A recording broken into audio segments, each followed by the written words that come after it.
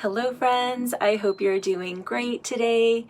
Brandy here among my beautiful jasmine plant and my raspberry bush behind me. I want to talk to you today about deepening your relationship with nature and the earth. And this is expanding on what we talked about last week with up-leveling and having a greater spiritual connection. And we're talking about nature and the earth today because this is one way that we can really support that relationship with spirit. So really taking in the beauty, the mystery, and really getting to the essence of what life is all about. Connecting with nature is probably the number one thing that I suggest you do if you are feeling that that connection is a little bit weak. So, this is another big topic. I have some notes here to keep me on track. And I feel like this is the place we need to start because this is where people need the greatest help right now. Sorry, there's noise outside from cars driving by. This is where they're needing the most help because we are living so disconnected from nature, and it's making people make decisions based on fear. So when we don't have this connection to nature, we start feeling insecure. We don't have this root that helps us recognize why we're here and that we are a vital part of the earth. And so without that root, we're looking to authority figures like the government, like medical doctors, people in the scientific field. And I talked about that last time, how I'm not anti-science. It's just there is way too much emphasis on it, and science is starting to deviate from its natural roots. Remember, I'm a biologist, a very classical, I guess you would say, biologist, where I really respect this science of life. And so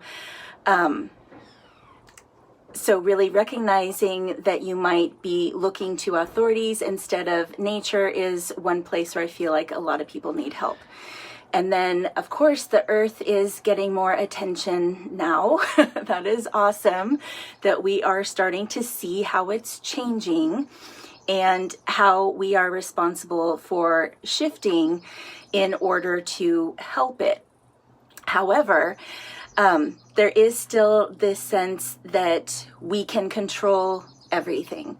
And the relationship that we have toward the earth is, oh, the poor earth needs our help. And the earth is going to survive without us. It's really us that would leave the earth if things really go south. The earth can totally take care of itself. I mean, that doesn't mean that we don't stop these conservation efforts. Of course, we need to continue them. But there is so much more than just recycling, reducing, reusing, or even coming up with alternative forms of energy. The problem is our relationship with the earth and with nature. So we're getting to the essence here in this little live today, where I want to talk about 5 things that you can do to help this connection, to really deepen this connection with nature. So, and my cat's out here. Oak is needing attention. So the first is to realize that you are a vital part of nature. Okay, and this is why I am so attracted to Chinese medicine, that the roots are in Taoism, which is really all about respecting nature and seeing that we are a microcosm of nature. So we are highly influenced by everything that's happening around us. We're influenced by the weather, by our geography. Really, the energy, the chi of everything all around us is influencing us, and vice versa. There's this relationship. And so we're affected by heat and cold, and we see it show up in our bodies in a certain way. We're affected by certain foods. And we all have this individual constitution that can be helped or harmed by nature, and we need to figure out how to align with it in order to take care of ourselves the best. And that's why I love it so much. And not everyone, has that wisdom.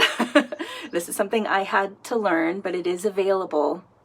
And so just to recognize this, so these 5 points I'm bringing up are more something that you can look into, or in some cases, something you just need to remember.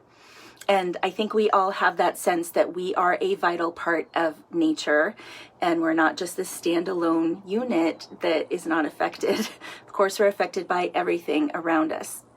And then just looking at the body, we can see how miraculous it is and how there's a lot of similarities between how we are shaped and designed and what nature looks like. So like the lungs, you've probably seen on social media, there's this awesome meme that shows how the branches of the lungs is like an inverted tree. And again, like in Chinese medicine, walnuts very much look like a brain. And so we say that walnuts are very good for brain health. We have seen that. And so there's all these similarities, like certain fruits that have seeds are best for women's health in the ovaries. We can see that relationship between us and nature as well. So very, very cool to think about. And then within us, there's these different microcosms. So reflexology, there's a map of the body on the feet. In Chinese medicine, again, the ear auriculotherapy, there's a map of an upside down embryo, as they typically are before birth, a map of an embryo on the ear, and that's how we can treat our own bodies. So there's even this relationship within us, this little microcosm that helps us to help ourselves. So just seeing that is deeply spiritual and amazing. So that's it with the first. And then the second way we can deepen our relationship with nature is to connect more with the animals within it. So I live on a hill. I'm in suburbia in Redwood City in the Bay Area, but I am against a hill. And so we have a lot of deer behind us and squirrels, but there are a lot of coyotes as well. And it's always amazing to me how on Nextdoor, which is not my favorite social media app because there's a lot of complaining on there, but there's a lot of fear about coyotes around here. And it's just amazing to me because we've moved into this place. We've moved into their territory, and yet people are not accustomed to seeing animals like coyotes. And we occasionally have mountain lions around here too. And yeah, you do need to know about that to take care of your pets. So I walk my cats on a leash outside. Otherwise, they stay in the house because we're just really overprotective of them that way, that we know they can get eaten in the backyard. So just having an awareness of where you are living, what animals are around you, and what your relationship is to them. And when I go for a walk, there's a college behind me that I walk at every day. And sometimes I do Qigong in this little eucalyptus grove. And just a couple of weeks ago, I finished my brief practice and looked over, and there were 2 deer not too far from me at all, actually pretty close. And they were just watching me, just taking in the sun and just watching me. And it felt so nice that I was a part of this environment to them. Maybe they had seen me before. Maybe I just had good energy. Obviously, I didn't feel threatening to them. And so I just had this moment of feeling this connection, that we were familiar, even though I don't know if I'd seen them before, but it seemed to be okay for us all to be together. There was no fear. And so when you're walking in your environment too, I think it's also important to recognize what your energy is, what you're carrying with you. Do you have this threatening vibe about you, or are you trying to integrate with everything that is around you? And of course, you can be feeding birds around your house.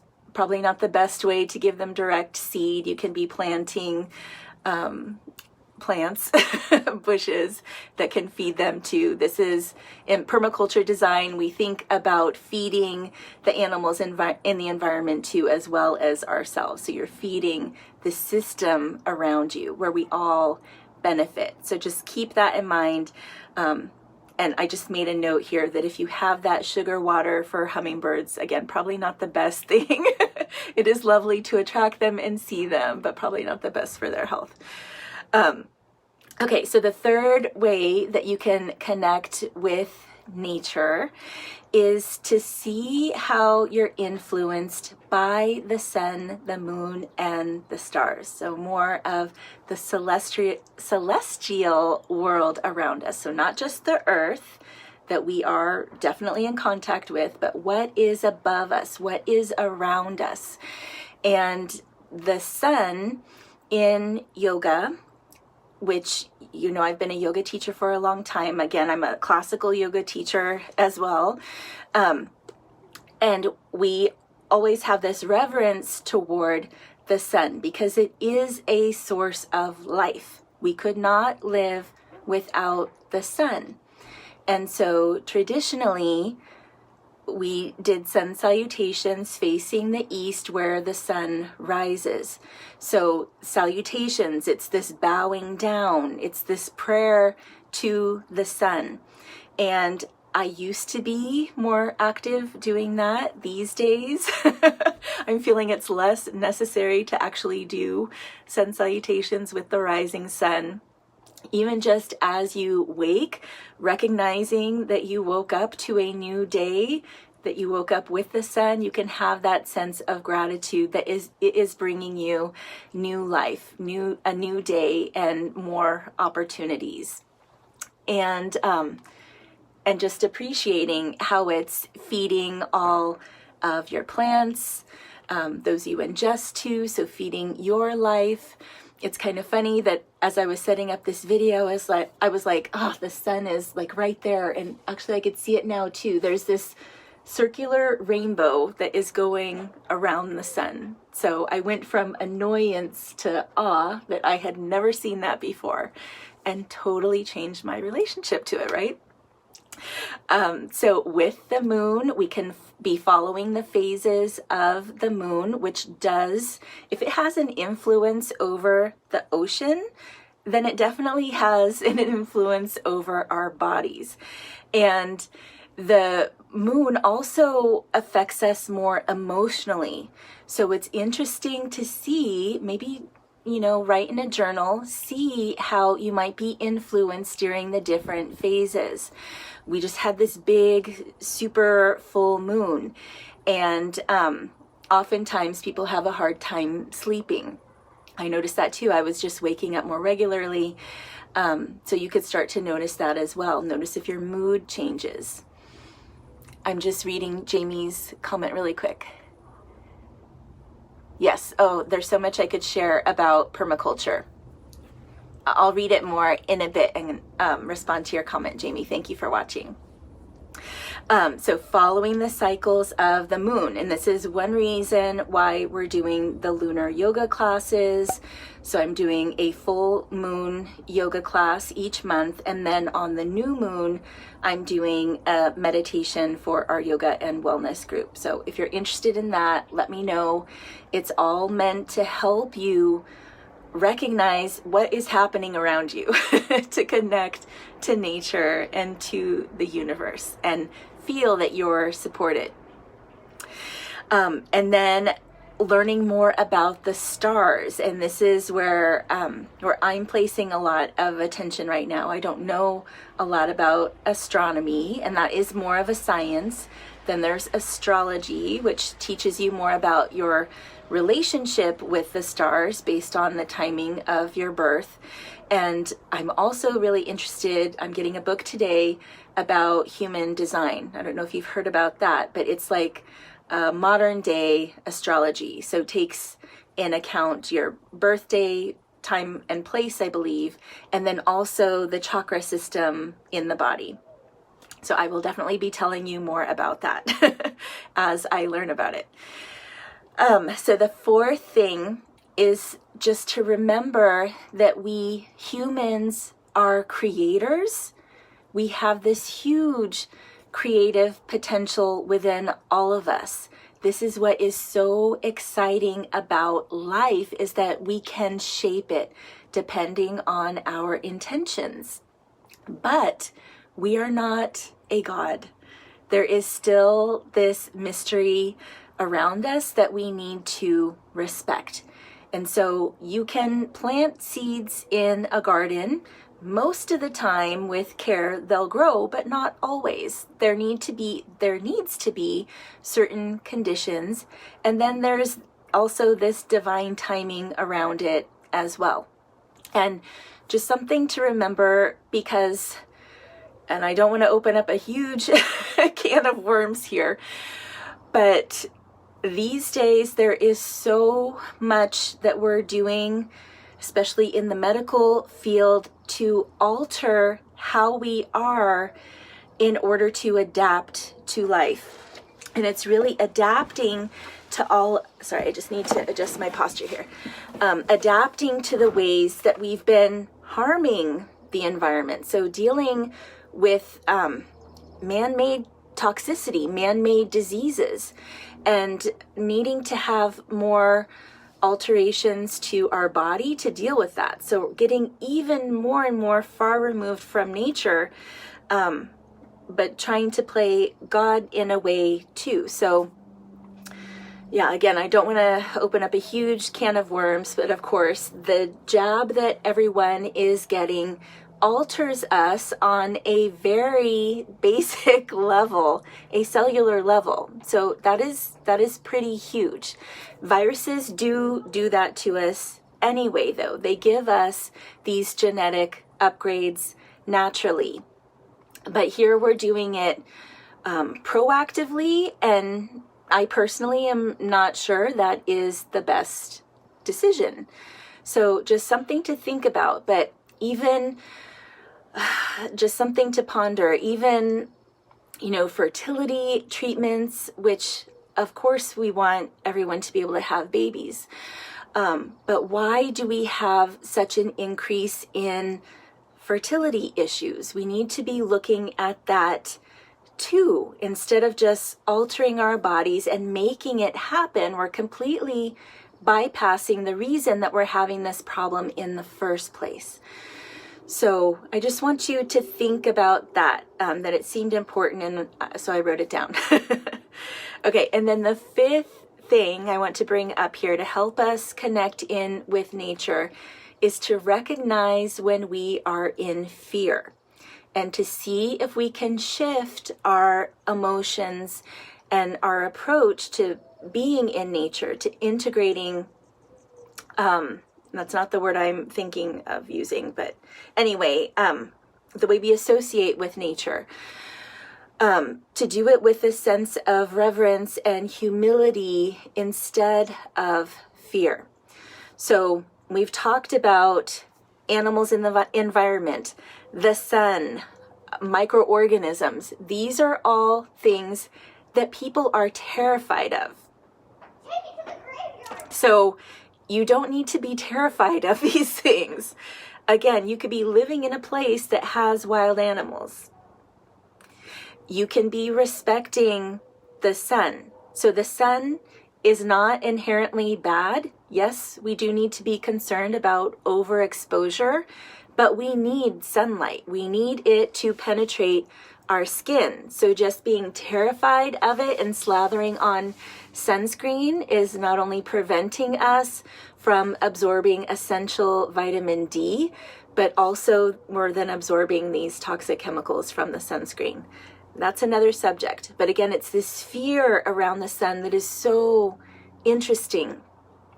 With microorganisms, of course, we're seeing this too, that many, many people do not have this sense of being secure around microorganisms. And this is really interesting because we still, I think we all do have this speciesism within us where we think that we are still the top of the food chain. And we obviously have this symbiotic relationship with microorganisms. And if we are weak, they are really at the top of the food chain. So something interesting to think about too. You can be working with nature or you can be a victim of nature. So how do you want to approach living?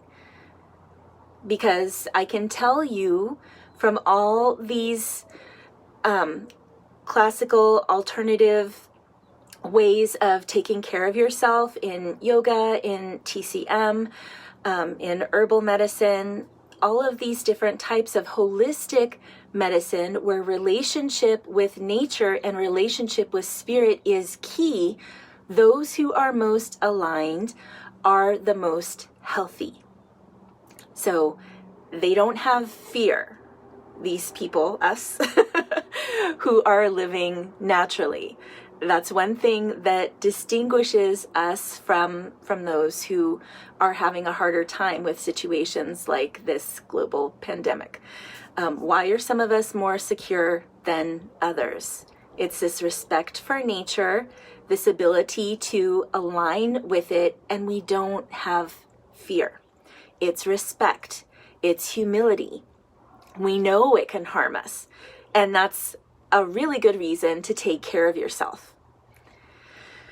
So I hope that, and also I just wanted to say, I didn't write this down, but I just remembered that we can be having this relationship to food as well. And that's one area where I feel like I need more work too, because we could feel this fear toward certain foods. Here we have all these different ways of eating, keto now, or just plant-based, or carnivore, or paleo.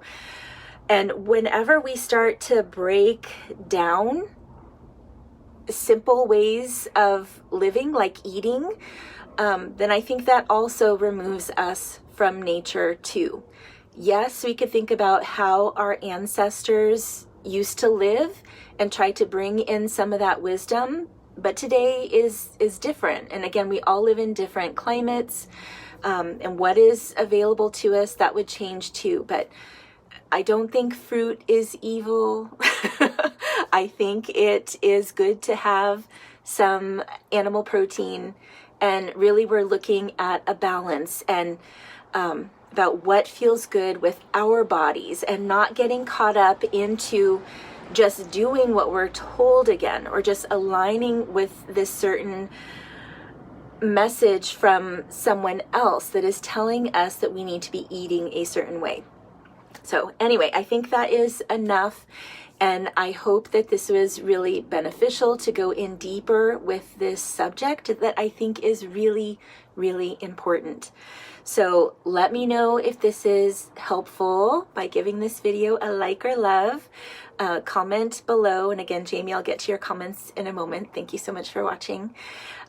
If you're watching this on YouTube, because I'll be uploading this later, please subscribe to this channel in addition to liking and commenting on the video, and you can hit the notification bell to be notified whenever I upload a new video, which I'm trying to do every week at this point. And perhaps I'm kind of thinking that as I was talking about humility with nature, I may share a story about me in the ocean and how I had this near-death experience that really, it really helped me establish this greater connection with nature and really toward life too. I have been so lucky that I have had so many experiences that have made me really respect nature, and I just want to share that with you. It is so important. So I hope you have a great rest of the day, friends, great weekend, and I hope to connect with you again soon. Take care.